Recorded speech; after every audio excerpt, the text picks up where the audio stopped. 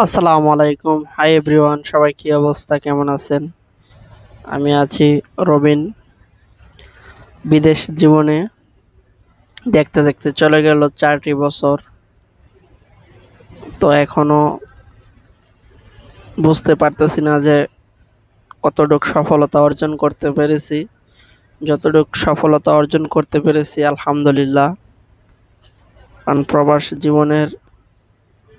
প্রবাসীরা যতই কষ্টে থাকুক না কেন, পরিবারের সবাই ঠিকই সুখে আনন্দে রাখার চেষ্টা করে।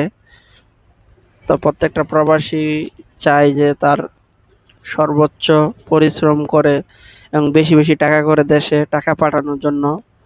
অনেক সময় আমাদের পরিবার এই বিষয়টা বোঝে না যে কেউ তো আর ইচ্ছা কইরা প্রবাসে বইসা থাকে না।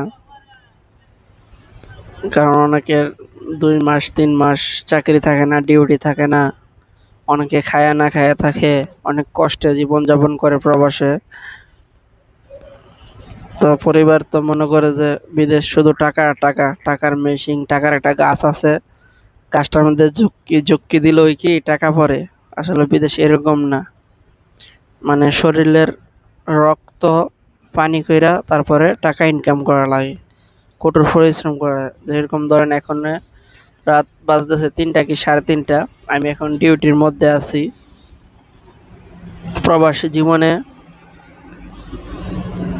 মানে ডিউটির কোনো রুল ঠিক ঠিকানা কিছু নাই।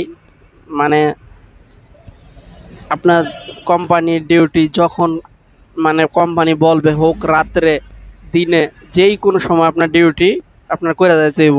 কারোর 12 ঘন্টা হয়, কারোর 8 ঘন্টা, কারোর 10 ঘন্টা, মানে কোম্পানির রুল অনুযায়ী।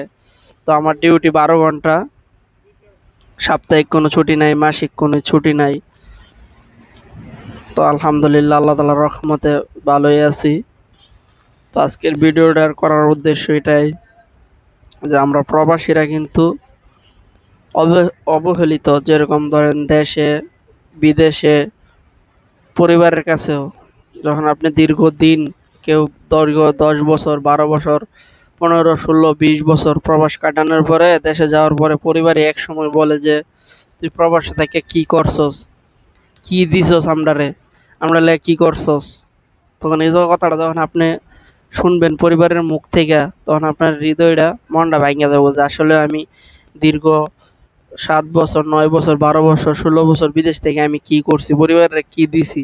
অবশ্য নিজের সবটুকু সম্বল সবকিছু পরিবারের জন্য বিলীন করে দিছি, নিজের জন্য কিছুই রাখি নাই। ঈদের সময় মানে ঈদের সময় নিজে মার্কেট করে নাই, অবশ্য পরিবারের জন্য মার্কেটের টাকা, মাসের মাস টাকা পাঠাইতেছি, সবকিছু করছি।